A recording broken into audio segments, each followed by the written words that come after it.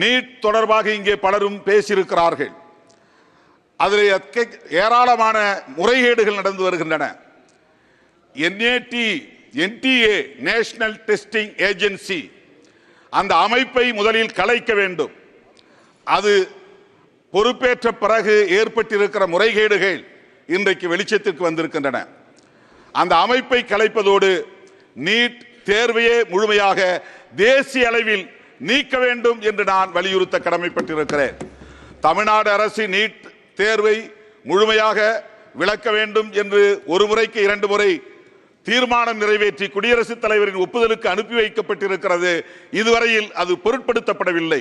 மக்களால் தேர்ந்தெடுக்கப்பட்ட ஒரு அரசு நிறைவேற்றிய தீர்மானத்தை அவமதிக்கிற ஒரு செயலாகத்தான் இந்த செயலை நான் சுட்டிக்காட்ட கண்டிக்க கடமைப்பட்டிருக்கிறேன்.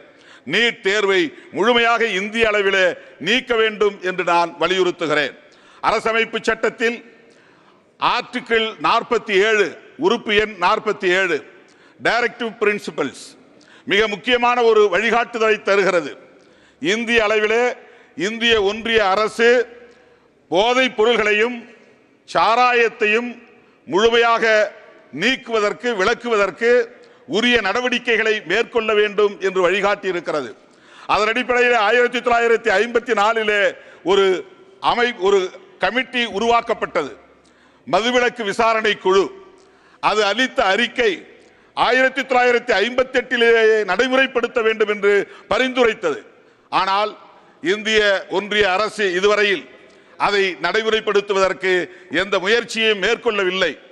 அதே 44 யூனிஃபார்ம் சிவில் கோடு வேண்டும் என்று சொல்லுகிற அந்த ஆர்டிகிள் எடுத்துக்கொள்ளப்பட்டு சிவில் கோடு உருவாக்குவதற்கான முயற்சியிலே இந்த அரசு ஈடுபடுகிறது.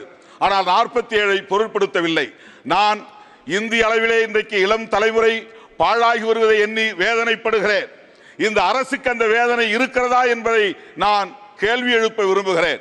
இளம் தலைமுறையினர் ஹியூமன் ரிசோர்ஸ் மனித வளம் கடுமையாக பாதிக்கப்படுகிறது. போதைப் பொருள்கள் இந்தியா முழுவதும் இங்கும் அங்கும் என்று அங்கொன்றும் இங்கொன்றுமாக இல்லை.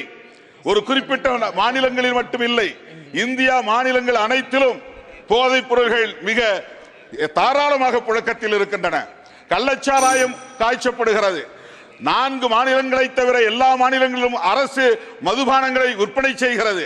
இது நாட்டுக்கு செய்கிற மிகப்பெரிய துரோகம், இளம் தலைமுறைக்கு செய்கிற துரோகம், மனித வளத்தை சிதைக்கிற ஒரு நடவடிக்கை. எனவே தேசிய மதுவிலக்கு கொள்கையை ஒரு கொள்கையாக இந்த அரசு கொண்டு வர வேண்டும்.